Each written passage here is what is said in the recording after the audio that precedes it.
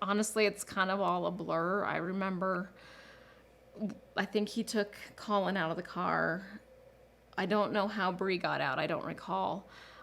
There was a couple of us that had to get the baby out. Danielle was in her car seat and she was hard to get to. So there was a gentleman there that ended up crawling into the car and handing her out the window to me. And then I believe I handed her to someone else. And then I was trying to get Addie out of the car. Some people know what the rest of us still hope for, that death is not the end.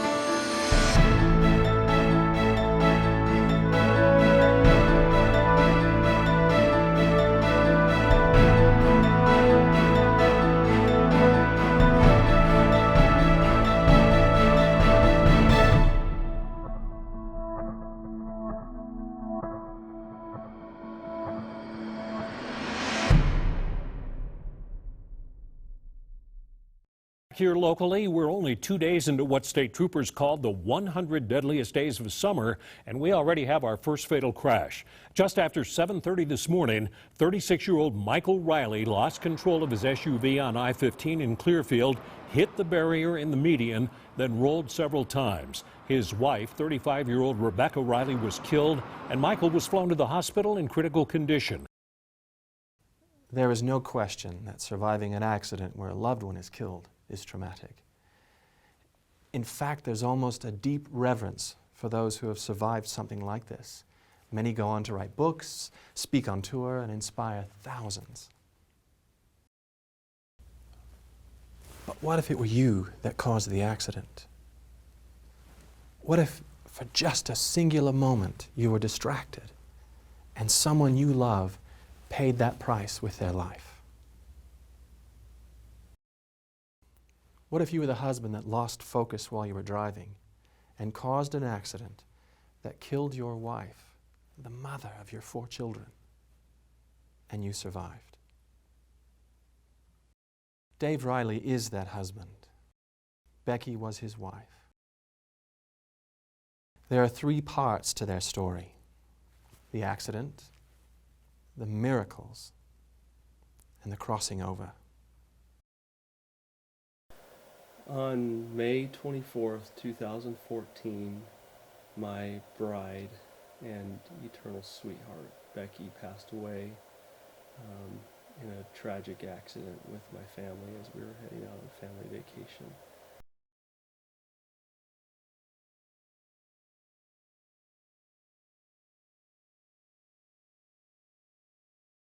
On their way to a child's soccer tournament, Chris and Regina Hollyoak were the first to respond to the accident.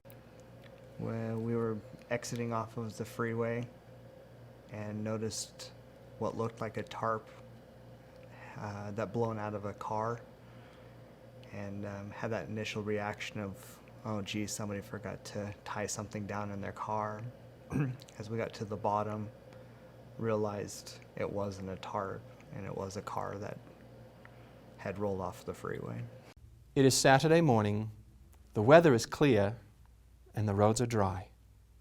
We rushed through the intersection, pulled over with a couple other cars that were there, ran through the marshy soil and got over to the car, which to my surprise was upright. As I approached the car, I went to Dave, who was slumped over, and at that point, wasn't really sure if he was alive or not.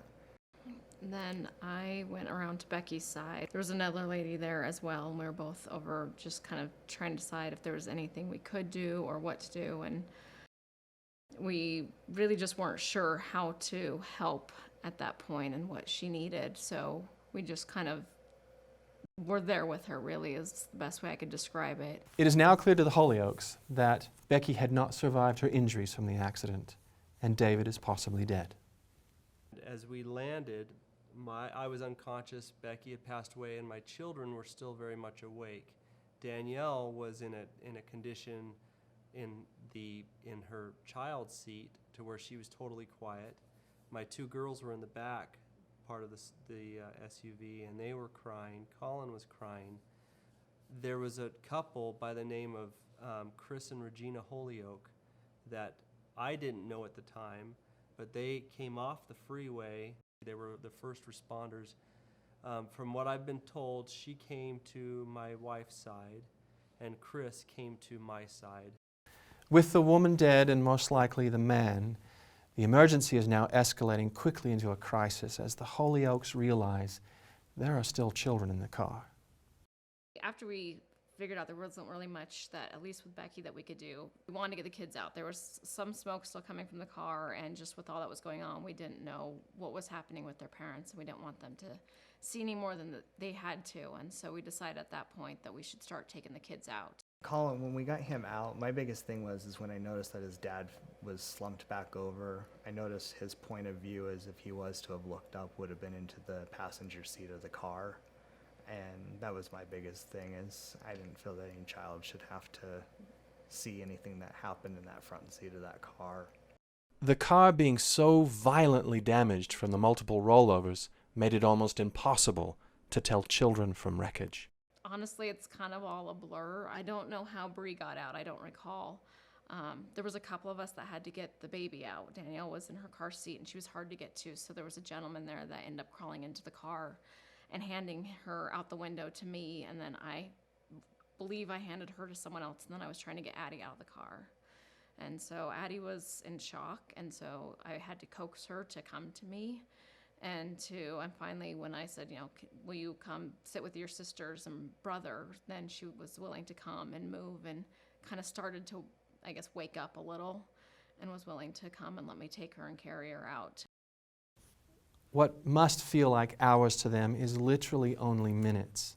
With the paramedics on the way, so many more Good Samaritans stop to help. They, along with another individual, came to my children's side, wrapped blankets. There was individuals on the freeway that pulled over and pulled blankets out of their car, sweatshirts off their back, sweaters, and wrapped my children up in these articles of clothing. At that point, people from up above were yelling, what can we do? What do you need? And that's where we asked for blankets, and blankets appeared. It was in these few moments, just before emergency help would begin to arrive, that miracles would make complete strangers family. I remember it was hard to leave them. I had known them for all of 5 minutes, but I felt like I was handing off my own kids by that point, just knowing what their parents were going through. It was so I just remember those feelings of like wanting to take them and not wanting to just stick them in an ambulance. It just felt so cold almost to just know what they went through and then just handing them off and then walking away. We both were like, how do you go back to normal life? Yeah, now what do we do? You just watch this happen, everything unfolded, and I mean, at the point, it's probably under 10 minutes, this whole thing, from start to finish, that we were there. And as soon as the paramedics got onto site, they kept trying to push everybody away. But yeah, I mean, you felt like you had this weird attachment with the family. And at that point, it's like you didn't want to leave, but that you had to leave, with the helicopter that was landing and the ambulances were showing up and the cop cars. And the EMT, the first responder from the fire department that showed, happened to be a woman. My name's Brittany Bartleson. I'm a firefighter EMT with the North Davis Fire District at the time of the accident. She was the first voice that I had heard after they revived me. And the feelings I had when I was in that accident were so tender that she was the first person to really comfort me and tell me that it was going to be okay. She held my hand and she reassured me that everything was going to be okay. In the time that it took you to watch this first segment, the Riley family vehicle struck this barrier. At that point, at 70 miles an hour. The force ripped off the front tire, causing the car to flip end over end, northbound on I-58, miraculously continuing on the highway and missing the overpass. Their car continued to roll across the overpass and then a further 4 times down this embankment here until finally coming to a rest on its wheels here. Becky was just one of over 32,000 vehicle fatalities in the United States of America in 2015. So what was it that made this particular fatality so extraordinary, so amazing that it would change the lives of everyone involved forever?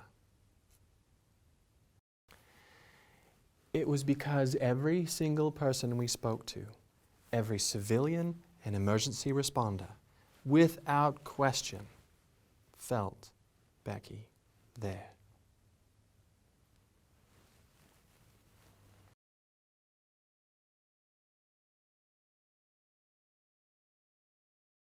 There are so many things that remind me of her.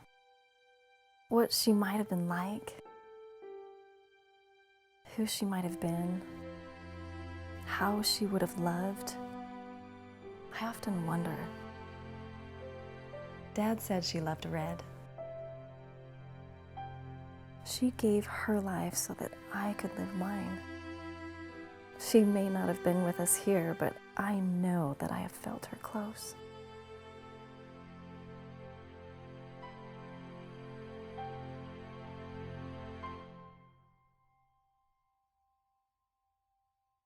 I know I have felt her with me.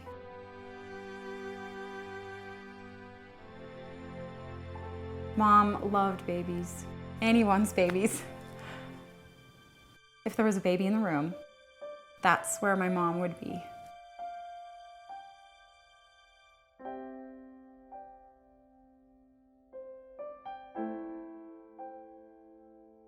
So do you remember your mother at all? I don't have any memories. I have memories of her.